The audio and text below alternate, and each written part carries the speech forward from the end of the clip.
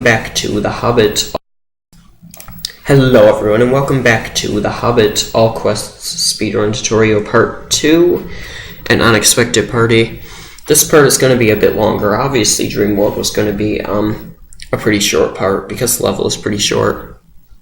But anyway, there are two different routes we can take for this level, and I'll explain the less complicated route here first. You have to grab your walking stick either way, so now just head out of the house. And I'm actually going to make a save right here, so I can later on come back to it, so I can explain the level, explain both routes. Basically, we're going to be using clip warping in this route later on. Right now we're just going to head down the hill. We're going to use clip warping to get back to the house later, so I'll explain that when we get to it. But anyway, just kind of head along this way. You have to trigger the children's hide and seek text. So head around the corner like that, trigger their text. And once you've skipped that, you're going to head up this hill. Kind of head to the left of this darker patch right here, if you can see the darker patch. Kind of head to the left of that, and then just kind of head along this invisible wall. Now go onto the roof. You can either long jump like that to get on the roof, or the way I sometimes like to do it is I come up and I just slash jump up like that. Either way you get on. So now just head around this way. Head into this little tunnel. Talk to this hide and seek kid. And then immediately head back out. Now head along this way along the left edge of the water. And just climb up these ledges.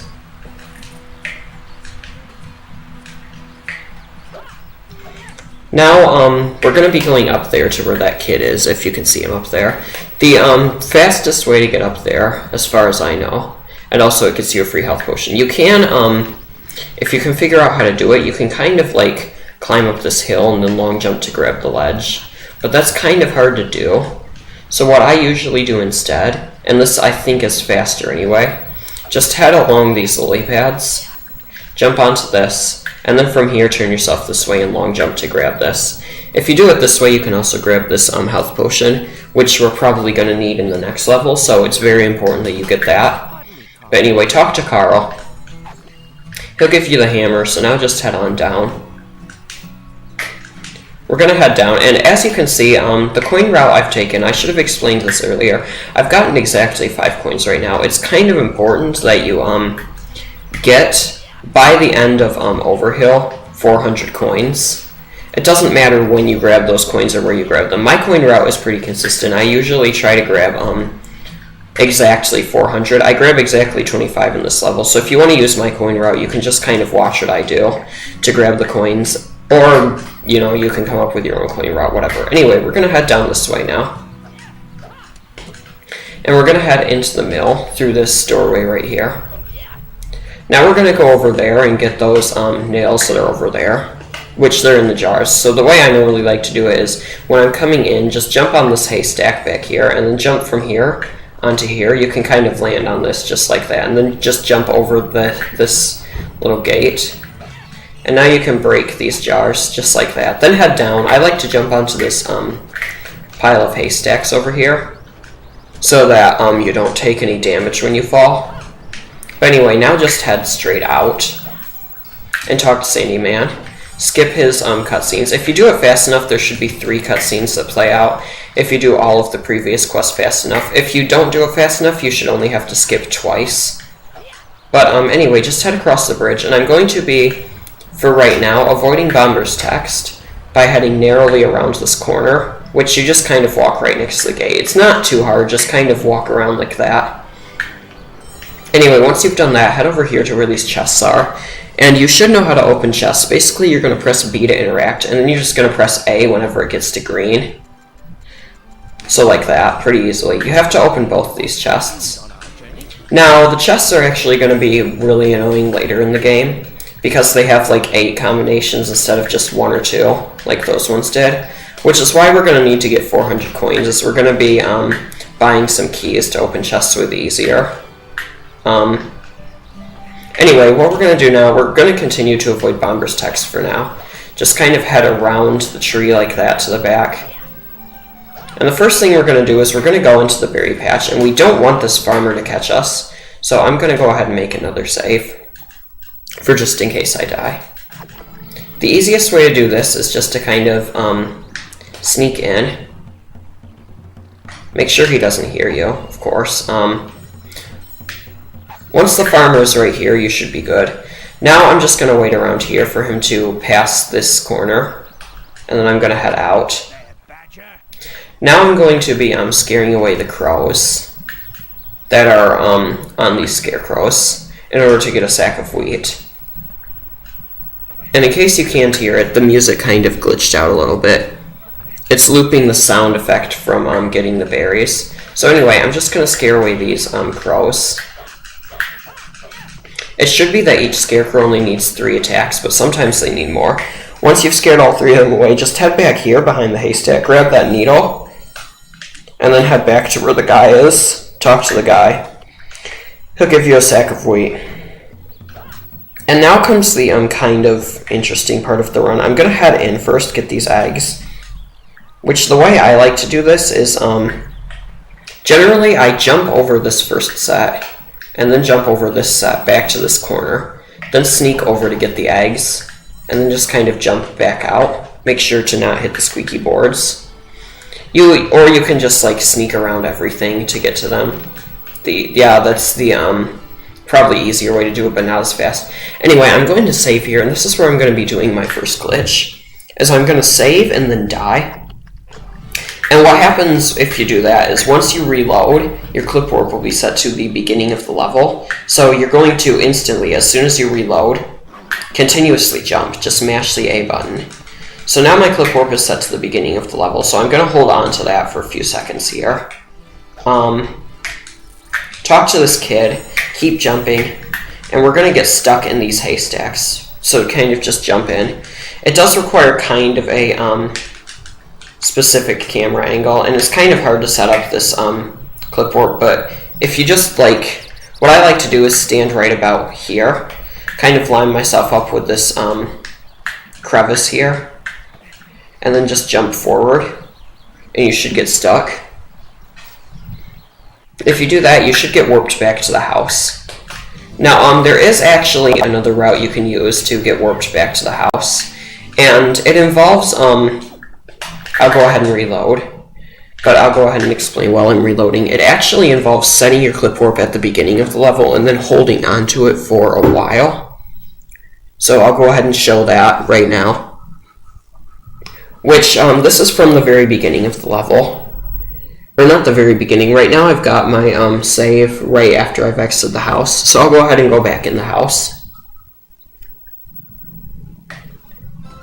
There we go. So what would normally happen would I would go over here, I would get my walking stick, and I would head back out. And what I do is I just like to run up to the door, and right before I interact with the door, I'll jump. That way my clip warp position, which needs 50 frames on the ground in order to set, will be set to the inside of the house, and now I just have to keep jumping. Now I'll head down the hill, and this route, there's not really much of a difference to it. There are certain things that are going to be slightly faster, but not really much of a difference, since it's basically the same route, but with you holding a clip warp. So you're going to want to constantly jump. You're going to be skipping cutscenes a bit faster. But obviously, since I did the berry patch and chicken coop earlier, and I did them with like sneaking around, I'm going to have to do those a bit differently, because I can't sneak, because that will reset my clip warp. So I'll show what I do instead when I get to those spots. But yeah, like I said, just go fast. That part is kind of difficult to do with the whole interact, skip, jump, but whatever. Now the way I like doing the jars over here is I will attack and then jump, so I give myself slightly more time. Don't do a slash jump, because for some reason that doesn't always break the jars, but attack and then jump. Alright, so anyway, just head around to the corner like that, open the chests.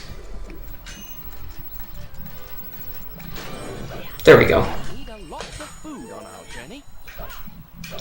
And now this is where the route changes a little bit, because instead of sneaking around in the berry patch, we kind of have to jump through. Now for some reason, if we just mash the jump button, NPCs can't really hear us. So it has to do with jumping right after landing. And if you do it with the right timing, like I said, NPCs can't really hear you. So anyway, now what we're going to do is, while still jumping, scare away the scarecrows here. Or scare away the crows on the scarecrows. There we go. Nice. Now grab the needle, continue jumping. Talk to the guy, continue jumping. And the chicken coop is also a little bit annoying. The way I like to do this is, again, jump to here, then jump back here. Then, like, casually jump over to where the eggs are. And then just jump out. And continue holding your clip warp, head over here, talk to the kid, keep jumping, and get stuck in the haystacks. And if you do that all right, then you should get warped back to the house, right where you set your clip warp.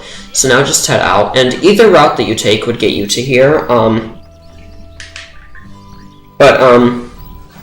Anyway, just head out of the house, and now we're going to head down the hill. Talk to Gammer to get the sausages from her. Give her the needle and get the sausages, and then head down this way. Don't talk to that lady quite yet. We're gonna head in here, grab this butter churn, and bring the butter churn back to her. Just set it on her porch. Yeah, just set it right there, and then go talk to her. Now, after we talk to her, we're actually going to head into this gated area, because one of the hide-and-seek kids is over here. So talk to him, and then head out.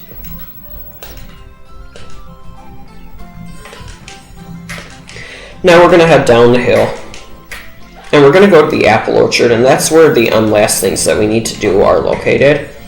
So just head over here. The easiest way to get up is to jump on this haystack, and then long jump from here to grab the ledge.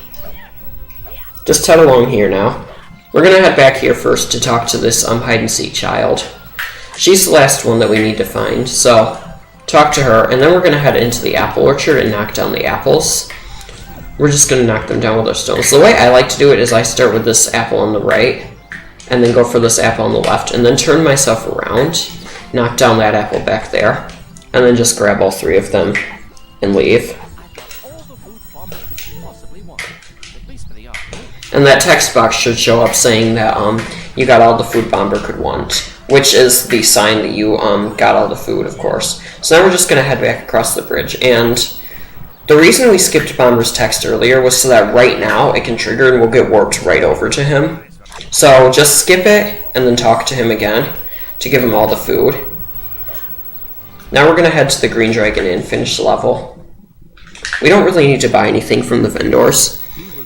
So anyway, that's Unexpected Party. Sorry I had to cut that a little bit. I had some problems in Unexpected Party, so I had to redo a bit of it. So anyway, I'll come back next time for part 2 or part 3 roast mutton. See ya.